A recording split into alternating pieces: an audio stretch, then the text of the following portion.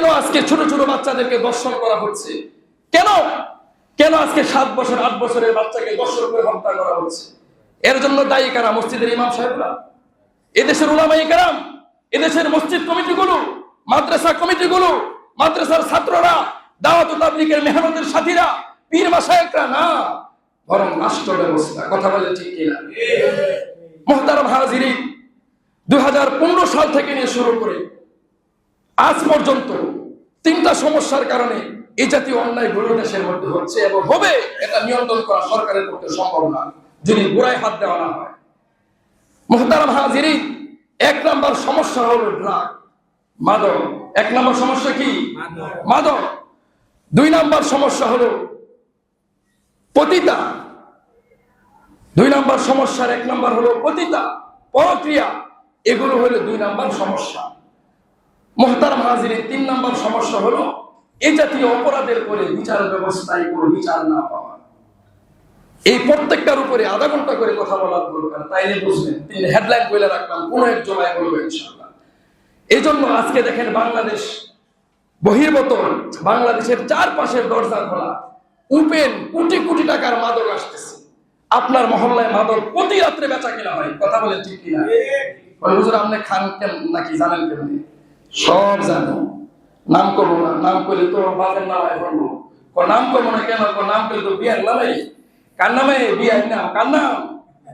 নাম করলে বাসরের নামায়। এর লেগে নাম কই না। কথা বুঝেন না? নাম করলে কার নামায়? বাসরের নাম। নাম করে দেখা যায় বুঝে এলাকার একেবারে হ্যান্ডেলিং ক্ষমতা যার হাতে, তার সন্তান। তাহলে নাম করবো কেমনে? সামটা থাকবো না। কথা বলে ঠিক কিনা? মুহতারাম হাজিরিন, এই সমাজ যদি আপনি নিয়ন্ত্রণ করতে না পারেন, তাহলে অধীনস্থ আপনার সন্তান কেউ সাথে মিশে না। আপনি জানেনই না আপনার সন্তান বাবা খাইতেছে। প্রথম অবস্থায় ধরতে পারবেন না, 3 থেকে 4 বছর গেলে তারপরে টের পাবেন।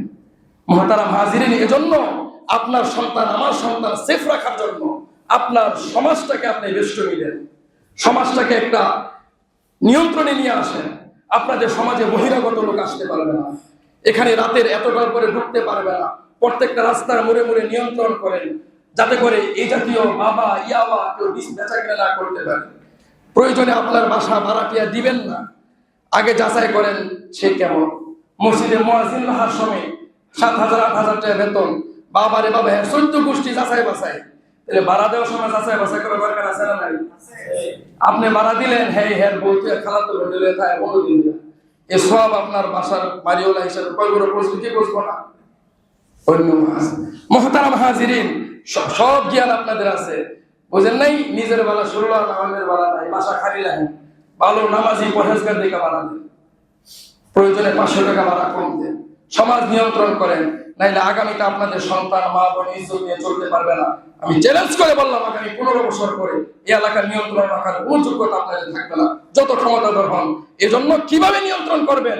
সামাজিক ভাবে বসেন, আপনার আপোষে খালি গোতাগুতি, হ্যাঁ বুয়া হ্যাঁ আঙ্গুল দিবেন, হ্যাঁ বুয়া হ্যাঁ আঙ্গুল দিবেন, হ্যাঁ বালা না আমি বালা, আমি বালা না হ্যাঁ বালা। এই সব কিছু দূর কইরা আপোষে বাড়ি করে ফেলছেন, যাবেন করি। নিজের সন্তান, নিজের ভাই বোন, প্রতিবেশী নিয়ে সুন্দর করে বসবাস করতে হবে।